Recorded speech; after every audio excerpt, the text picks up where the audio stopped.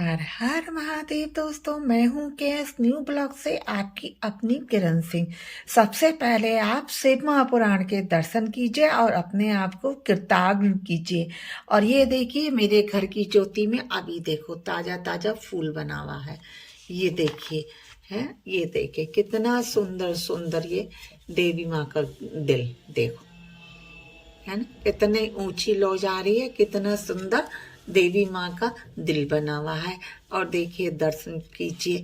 और शिव महापुराण के महत्व के बारे में मैं क्या वर्णन करूं, कोई वर्णन नहीं कर सकता। इस पृथ्वी पर भी कोई उस तत्व को अभी तक पूर्ण रूप से जान नहीं पाया।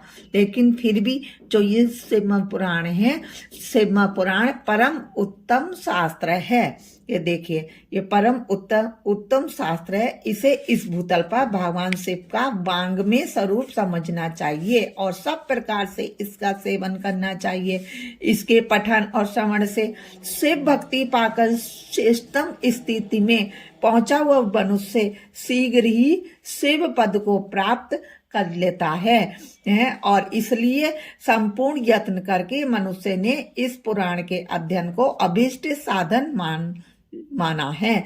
ये शिव पुराण के देखो महत्व के 13वें और 14वें श्लोक में लिखा है। और 15वें श्लोक में भगवान शिव के इस पुराण को सुनने से मनुष्य सब पापों से मुक्त हो जाता है तथा बड़े बड़े उत्कृष्ट भोगों को वो उपभोग करके अंत में शिवलोक को प्राप्त कर लेता है। राज सूर्य यज्ञ और सैकड़ों अग्नि अष्टो यज्ञों से जो पुण्य प्राप्त होता है वह भगवान शिव की कथा के सुनने मात्र से ही प्राप्त हो जाता है। ये देखिए, शिव पुराण की महत्व के 16वें उसमें श्लोक में ये सब लिखा हुआ है। आप देखिए, खुद ही पढ़िए। मैं इसमें कुछ एडिटिंग नहीं कर रही हूँ। जो शिव महापुराण में लिखा है वही आपका हिंदी अनुवाद आपको पढ़ के बता रही हूँ। आप जरूर से जरूर मेरे वीडियो को अंत तक देखिएगा, तभी आपको ढंग से समझ में आएगा। और ये बोले, जो लोग इस श्रेष्ठ शास्त्र का शिव पुराण का श्रवण करते हैं उन्हें मनुष्य नहीं समझना चाहिए। वे रुद्र स्वरूप ही हैं, इसमें संदेह नहीं है। इस पुराण का श्रवण और कीर्तन करने वालों के चरण कमल की धूलि को मुनिगण तीर्थ ही समझते हैं। मतलब जो भी मनुष्य इस शिव पुराण का श्रवण करता है, कीर्तन करता है, पढ़ता है, सुनता है, मतलब वो खुद ही मतलब तीर्थों के समान हो जाता है। ये शिव पुराण की महत्व के 18वें श्लोक में लिखा है। जो प्राणी परम पद को प्राप्त करना चाहते हैं उन्हें सदा भक्ति पूर्वक इस निर्मल शिव पुराण का श्रवण करना चाहिए। यदि मनुष्य सदा इसे सुनने में समर्थ ना हो तो उसे प्रतिदिन स्थिर चित्त से एक मुहूर्त भी इसको सुन लेना, यानी एक श्लोक भी इसका पढ़ लें, एक लाइन भी पढ़ लें, तब भी वो पवित्र हो जाता है। उसे किसी पवित्र महीनों में इस शिव पुराण का श्रवण करना चाहिए। आपको मैंने पहले ही बताया था, मेरे पास जो ये शिव पुराण है गोरखपुर की द्वारा है, जिसमें एक तरफ संस्कृत में, दूसरी तरफ उसकी हिंदी में व्याख्या की गई है। शिव पुराण में 24,000 श्लोक हैं और इसमें 7 संहिता हैं।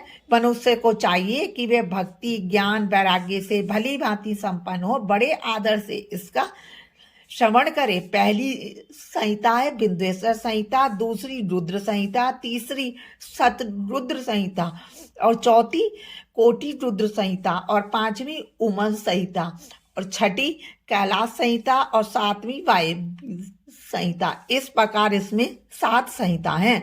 और मैंने जो सावन के प्रथम सोमवार से शुरू किया था, प्रथम दिन से, जिसमें मैंने इसका महत्तम का पूरा अनुवाद हिंदी व्याख्या आपको बताई थी। और पहली संहिता मेरी बिंदुएश्वर संहिता कंप्लीट हो गई थी। अब दूसरी रुद्र संहिता चल रही थी, जिसमें कि मैंने रुद्र संहिता का एक खंड सृष्टि खंड कंप्लीट कर लिया है। अब द्वितीय रुद्र संहिता का द्वितीय सती खंड है। जिसमें कि प्रथम अध्याय, जिसमें कि मतलब प्रथम अध्याय में तो ये बताया गया है कि सती खंड के अंदर क्या क्या चीजें हैं, जिसमें कि सती का राजा दक्ष के यहाँ जन्म लेना और कैसे तो उन्होंने राजा दक्ष ने यज्ञ किया था, फिर यज्ञ का विध्वंस मतलब तो उन्होंने भोले बाबा को नहीं बुलाया था, शिव जी को। उसके बाद सती का वहां जाना और योग अग्नि द्वारा उसमें भस्म होना है, वही सब इस वाले पहले अध्याय में बताया गया है। सती मैया ने अपने को योग अग्नि द्वारा भस्म किया था, तो सती के शरीर से उत्पन्न तथा सभी लोगों को सुख देने वाली वह ज्वाला पर्वत पर जाके गिरी थी, जो उसकी अग्नि थी। वह लोगों के द्वारा पूजित होने पर सुख प्रदान करती है। ज्वालामुखी के नाम से प्रसिद्ध वे परमा देवी कामनाओं को पूर्ण करने वाली है। ये देखिए ज्वाला मैया का रहस्य, वहां पे बिना तेल के जो जलती रहती है ना ज्वाला देवी में, तो ये उसी का ही वर्णन है।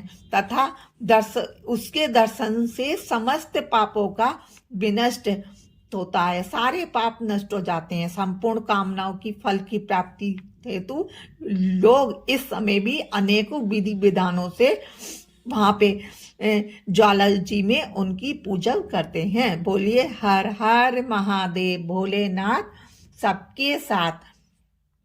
यही इस पहले अध्याय में बताया है। कल में फिर मतलब आगे के ब्लॉग में आपको इसका रुद्र संहिता के दूसरे खंड सती खंड का द्वितीय अध्याय के बारे में बताऊंगी। बोलिए हर हर महादेव। दोस्तों, यदि आपने मेरा चैनल सब्सक्राइब नहीं किया है तो प्लीज सब्सक्राइब कर दीजिए और ज्यादा से ज्यादा मेरे चैनल को शेयर कीजिए। सारी वीडियो अंत तक वॉच कीजिए। शिव पुराण के अंतर्गत इसी की मैं आपको हिंदी व्याख्या बता रही हूँ। आप जरूर से जरूर श्रवण कीजिए और वीडियो के अंत तक श्रवण कीजिए, तभी इसका पूर्ण लाभ आप प्राप्त कर पाएंगे। बोलिए हर हर महादेव।